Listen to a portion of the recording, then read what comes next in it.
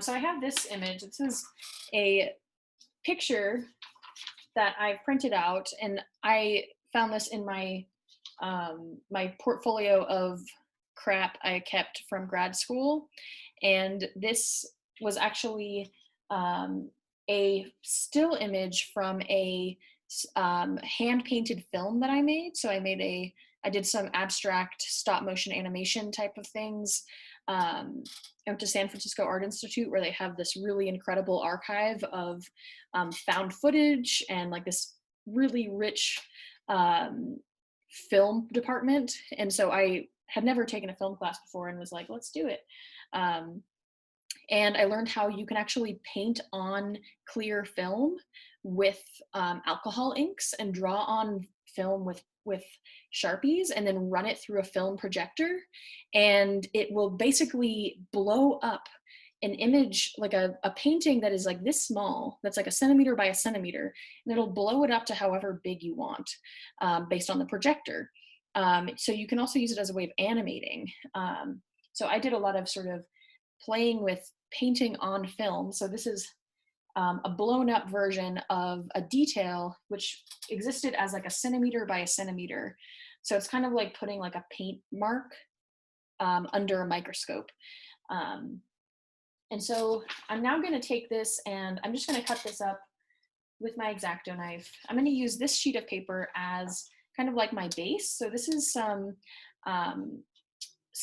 you know, you could use some cardstock, you could use some watercolor paper. This right here is watercolor paper, but I recommend having something a little bit thicker for your, you know, your base for you to build on top of. So you could then paint it if you want, and you know, work on a painted surface.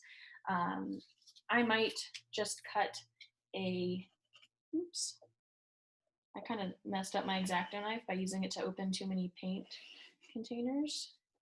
So it doesn't, I'm not really getting straight lines here. But I have a shape. I'm gonna cut this shape out. So you can also, if you don't have an X-Acto knife, a box cutter can do some similar things. However, you can get a lot more precision than an X-Acto knife. I would recommend that. So cutting out a larger shape.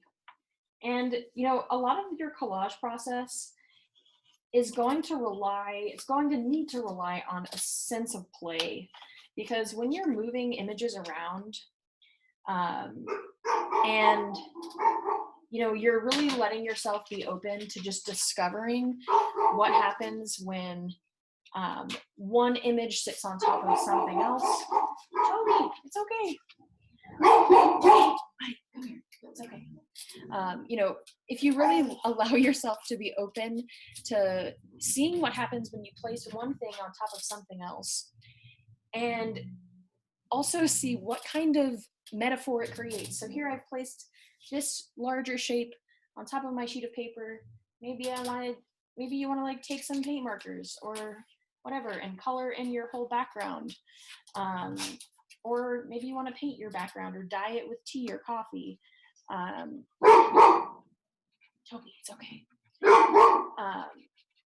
But then I can really sort of manipulate things. So this is a photograph that I took with a disposable camera of a, you know, this like warped piece of driftwood.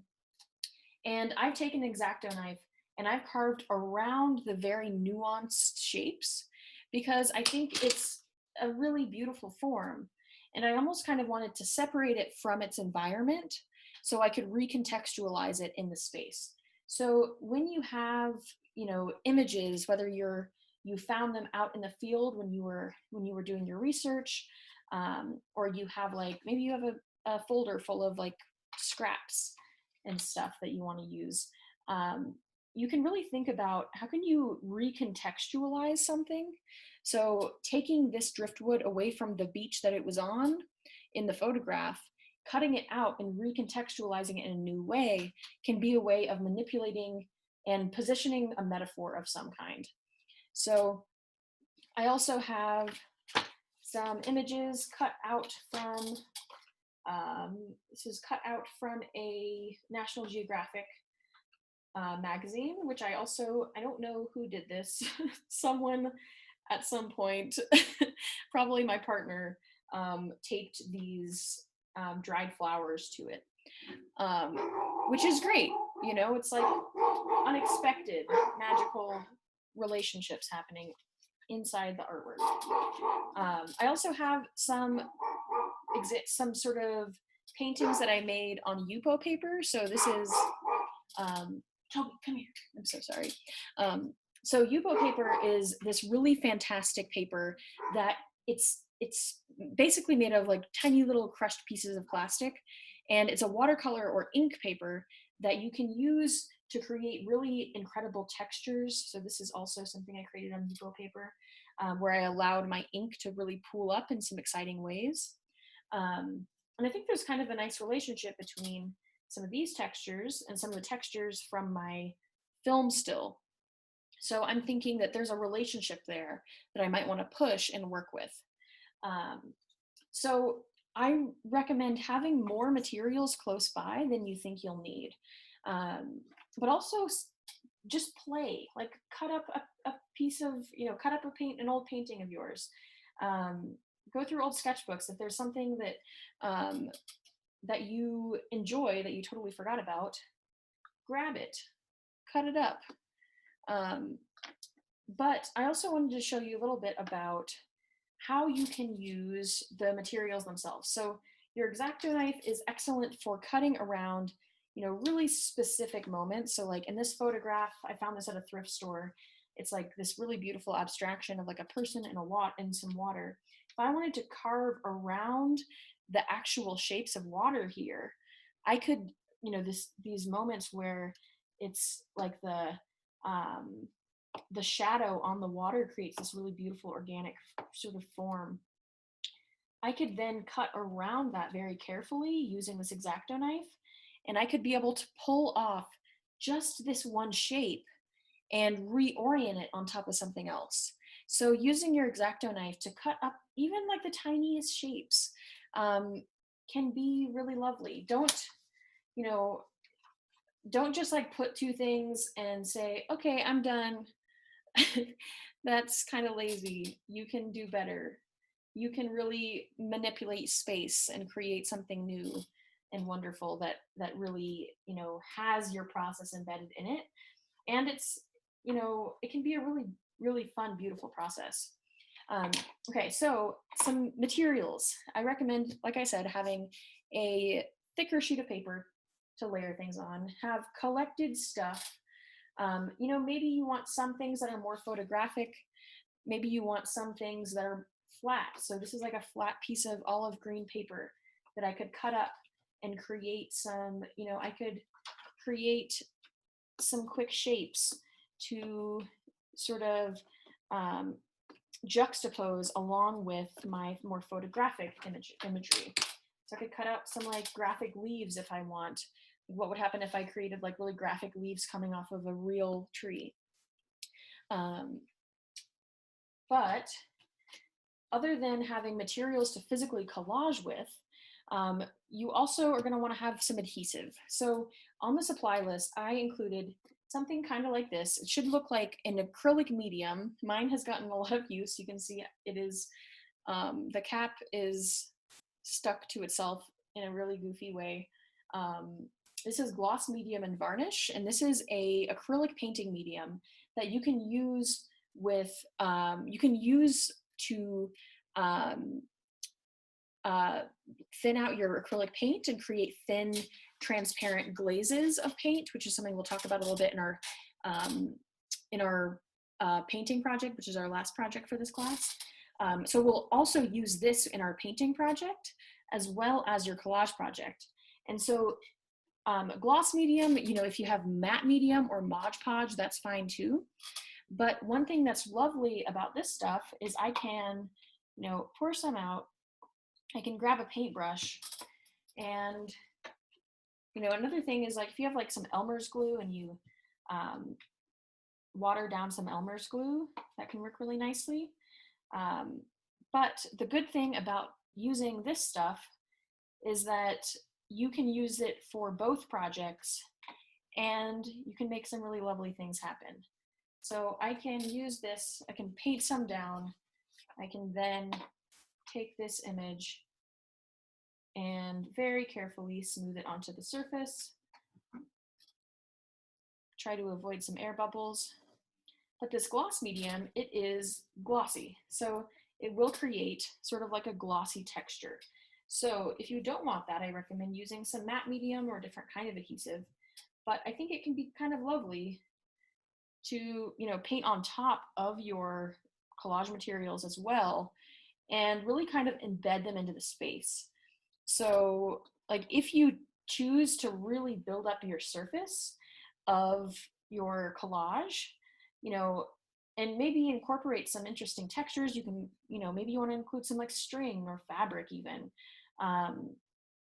You can use acrylic mediums to really attach anything you want together. So I have some like paint scraps that I've peeled off my palette, and I really like the relationship between the color and this and that. So I'm gonna just place this right here, create a nice little relationship.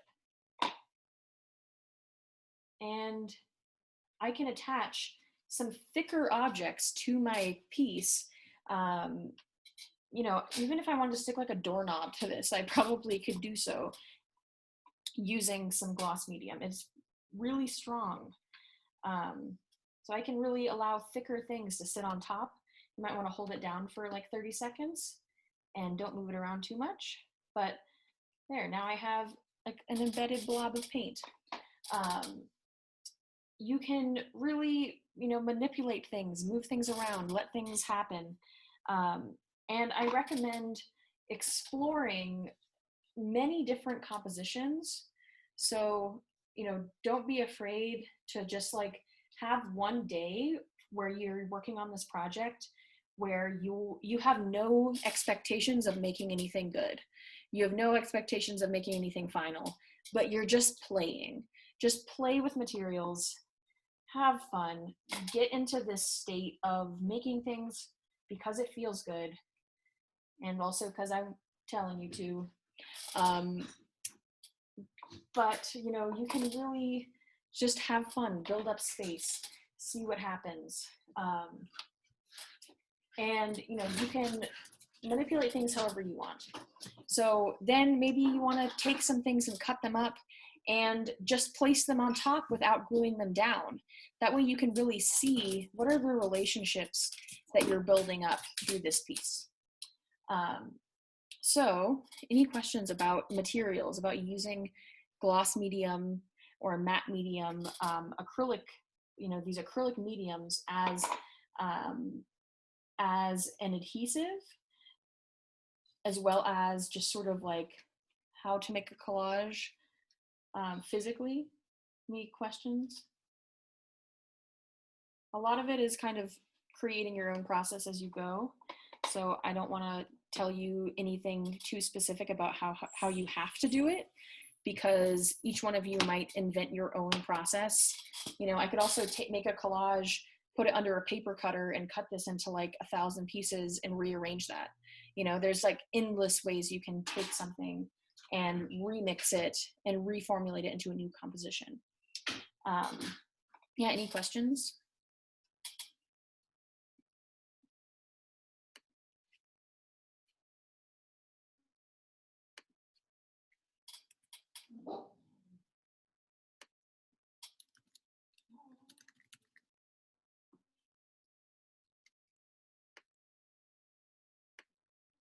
Okay, cool. Yeah, and so you might want to do a little bit of like scavenging, find some beautiful detritus on the ground or in a thrift store. Maybe go through an old box of things that you maybe needed to throw away anyway.